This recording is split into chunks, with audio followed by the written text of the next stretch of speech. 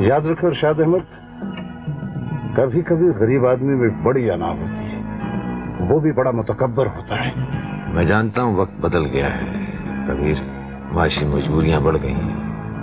पहले जोहर तक कमाई होती थी और बाकी का सारा वक्त खुदा और घर वालों का था। अब कितने कितने जगह काम करने के बावजूद पूरी नहीं पड़ती।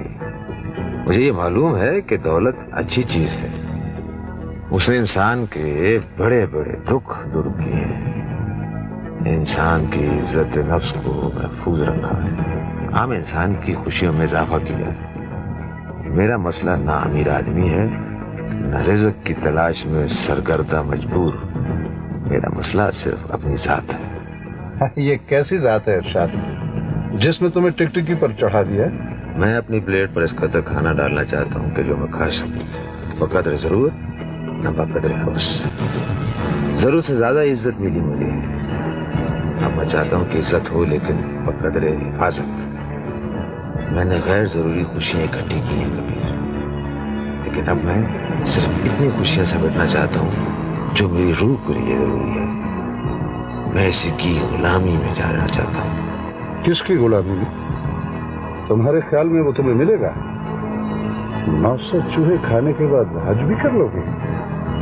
तुम खुदा को तलाश कर सकोगे इस शक्ल सूरत के साथ? मैं उसकी तलाश नहीं कर सकता कबीर खान, उसका इरादा कर सकता हूँ, दुआ कर सकता हूँ, आरज़ू रख सकता हूँ, लेकिन मिल नहीं सकता। सिर्फ उसके रुख पर चल सकता हूँ।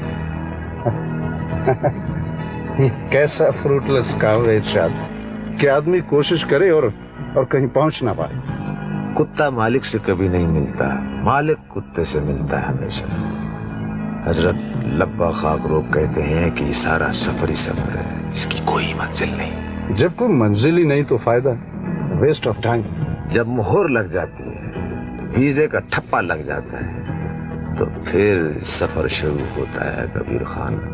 जब ऊपर वाले की नजर पड़ गई और हाथ में बर्तन चपका और बर्तन भरने वाले को पसंद आ गया, तो फिर मंजिल खुद आकर कदमों में लिपट गई।